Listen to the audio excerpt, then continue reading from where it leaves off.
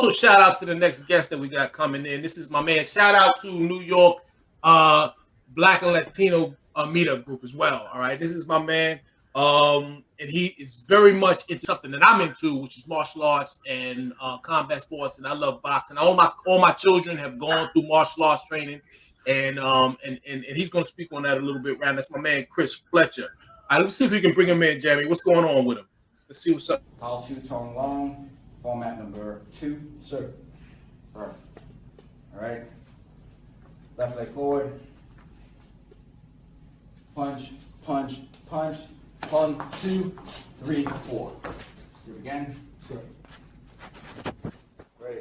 1, 2, 3. 1, 2, 3, 4. Ready. 1, 2, 3. 1, 2, 3, 4. Full speed power. Ready. Full speed power once again. Ready. Ready.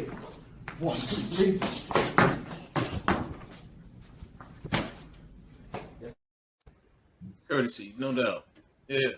Yo, I need that guy to collect some money for me. hey, you gotta know how to fight like that living in the Bronx. Yeah, absolutely. You know. Yeah, man. I mean, this is Jamie, bring in Chris, brother. Bring in Chris. Where's Chris at, Sam? Jamie? Chris, what's up, man? What's going on, gentlemen? What's up, Chris? How you doing? Right. What's up, Chris? Man, how you feeling, brother, man? I'm well. It's good to be with you guys this evening. Hey, That's good. Hey, Chris. I love the energy.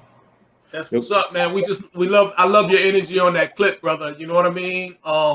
And I can already see that, you know, there is definitely a love affair with you and the martial arts, man. And I'm definitely feeling that. Let me ask you a question though, but what made you get into the martial arts? Because I think you got into it a little bit later in life as well, right? Am I not mistaken? Yeah, right. So I got into it officially at the age of 20. So that's really, really late for anybody to pick up the martial arts generally. You usually start when you're very, very young. Right. You usually are, if you follow it, you usually by your teens, you're like, you know, really, really serious. You're in the high, you know, red, brown, and black. But I didn't pick it up, martial arts until about the age of 20. My first martial arts school was a wushu school down in on 26th Street. And I was doing that on and off for a little while. And then I couldn't get down there like I wanted to, because at the time I just moved out on my own, so I didn't have any wheels. The only thing I had was a bicycle, so there was no way of getting down there and taking the subway. That didn't work either. So I eventually moved to Co-op City in the Bronx, and then I found a school where I started to thrive and really got to enhance my my love of martial arts. That's what's up. Let me ask you this question, Fletcher. Over the past few years, I noticed that self-defense it seems like it has taken on a new life of its own. When I was younger, we used to just watch the martial arts and we thought it was primarily an Asian discipline. But now it just seems like a lot more universal. And if I'm right with that, why do you think that is?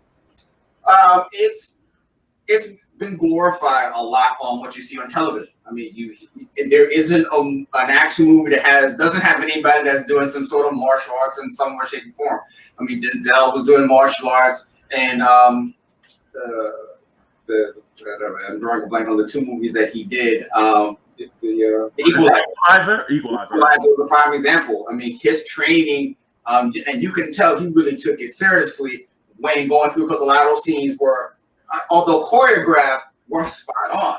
So you see it every day. When I started martial arts, I started getting interested in martial arts very, very young. I used to watch Channel 5, those martial arts movies on like Saturday and Sunday, and that was it. And everybody was Bruce Leroy then. So all that noise and then the chips and all that kind of stuff. I wanted to do that. That's what I wanted to do. I wanted to learn how to kick like that. Unfortunately, my mother said no, and it was a firm no because of how we were raised. So that wasn't going to happen. It wasn't until I moved out on my own. Although truth be told, I kind of started learning a little bit earlier because I had friends that were already proficient in the system.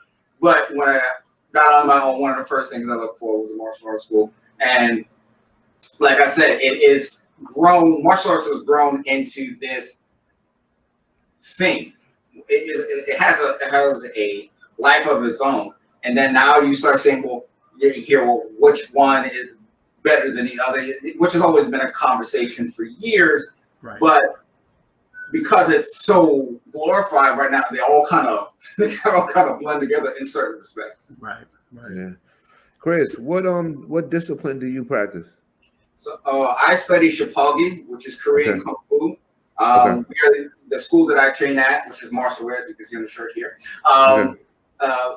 They have been in the Bronx for 20 years. The school started even before that by Master Mountain Bear, who now passed it on to Sabanim Christopher Robinson. He is my master, and we're the only school in the East Coast. There's another Shipagi school on the West Coast, which we don't really affiliate too much with because they kind of have their own path. But we're the only school in the East Coast that teaches traditional Shipagi, which is Korean Kung Fu. Okay. A close cousin, it would be praying mantis. Would be a close cousin. Okay. So I know that. Go ahead, Kelvin. Go ahead. I'm sorry, Dave. You know, I always want to ask. There's a particular school, and I won't mention their name. One of my friends that's into martial arts, she just says that some of these schools exploit people. And there's one that's kind of almost like, I would think like maybe the McDonald's of martial arts, and she's saying that they give out belts way too early. They just, all these different things like that. So I wouldn't ask you to expose the school. It may have come into your mind. She knows. But is that really a thing? I noticed that some people just take advantage. They may sell these parents a bill of goods and try to just let these kids pretend that they're more advanced than they are, and not really giving them the requisite training that they need. Yes. Is that accurate? That is a thing. Unfortunately, it kind of bothers me personally because the whole point of a school is to enhance the student, get them to have the best version of themselves.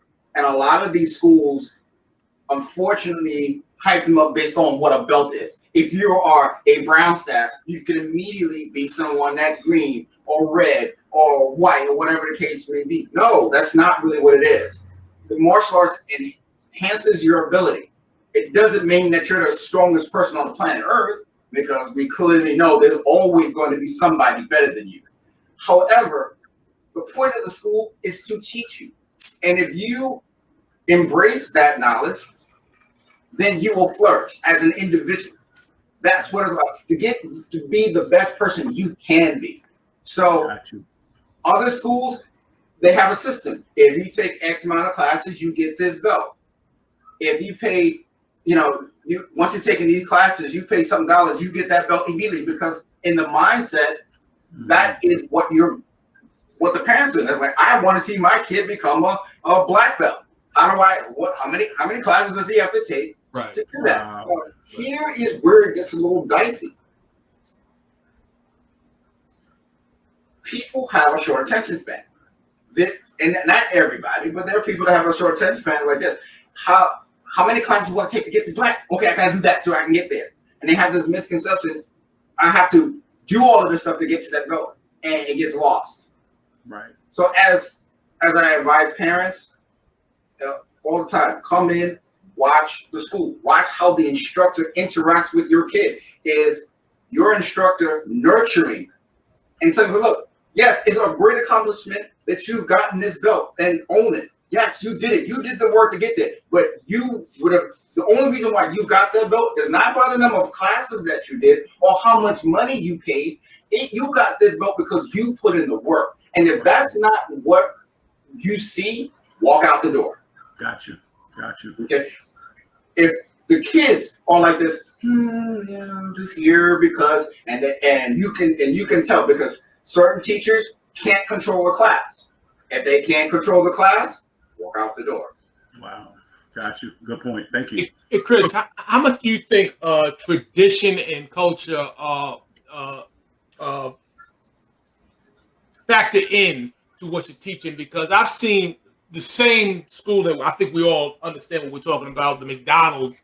I don't see them teaching much culture. I don't see them teaching much tradition. You know what I mean? They just, as you said, they just kind of go in and they just do what their thing is. Unfortunately, I lost my trainer earlier this last year, and he had my whole family, and he taught my children, especially, a lot of lessons regarding how to hold yourself, how to carry yourself as a man, and such. You know what I mean? And just you know what I mean. A lot of discipline things, things that don't necessarily have to do with kicking and punching, or you know what I mean, or anything like that. How much do you think that factors in to what it is that you do, or what it is that's important to being a martial arts instructor? Right.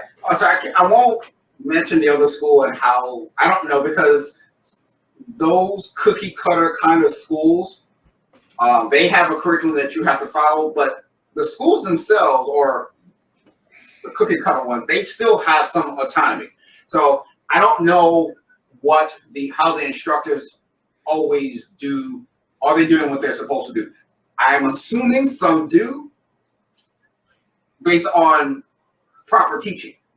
If you're going to teach your students, that means your student is a reflection of you. So if your student is bad, you've got a bad student, and you've trained him everything in the curriculum, he's still bad. Maybe you're not doing it. You're not the right teacher for the student. So you have to understand exactly. You have to understand exactly what the personality is of the school, because every school has a unique personality. So once you understand that, then does that personality work with how you raise your child, or how you are as an adult? Because sometimes, like, hey, I don't necessarily feel comfortable, in this because of the environment. It may be a good school. It just maybe that student just doesn't do well with this particular person. So like anything else, you have to make sure that it fits. For me, when I first started the martial arts 20 years ago, I didn't think I would have lasted this long, personally, because I at the time I was a wuss, and I didn't want to do it. I didn't want to do push-ups. I didn't like doing push-ups on my hand, on my knuckles. There's certain things in the beginning that I could not do, and it would be very easy for me to just say, you know what, I'm done, I'm gonna walk away. But given the personality of my teacher, who was always encouraging me, he's like, okay, you can do this. Fine. Did you try it? Yes. Is the first time you did it, was it good? No. Was the second time? No. Or was it the second or third or 100th time better than the first? Well, technically, yes. Well, then keep going. Obviously, you have the ability to do it. It doesn't have to look like everybody else, as long as it's effective. As long as it comes out when you need it the most. So because of his energy, it trickled down to me. And now when I have to teach, I teach with that same vigor or drive, because I want those that are learning from me to grow and be better than anything I can possibly do. And that's how it's supposed to be. Chris, let me ask you this question. I'm a 4th degree black belt in Kareza, right? It's former street karate, but a little crazy in that, right? I know gung fu. I know gung fu. Gung fu, right? So Chris, real quick, so what can people find your school at and all that stuff like that? How can we get in touch with you and stuff like that? And what degree belt are you, first of all, too? What degree are you? Well, right now I just achieved the rank of 2nd degree black, so that's second dan. It took me literally 20 years to get that far. In our system, there are 10 degrees, 10th degree, which I know I won't go that far because I lived that long, but it is something definitely that it was a major accomplishment. It's something that I aspire to, and I'm blessed to have. Our school is located in Co-op City in the Bronx, 167 Dreiser Loop, actually on the inner courtyard of the shopping center. right behind H&R Block. Wow. So you can pay your taxes and learn how to kick ass with your refund coming out this place.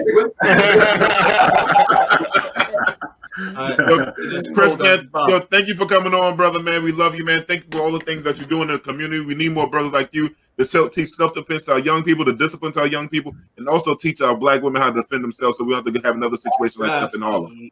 So, we really appreciate you, brother, all that you do, brother. Truly love you, brother, man. All right, man. Keep doing what you do, brother.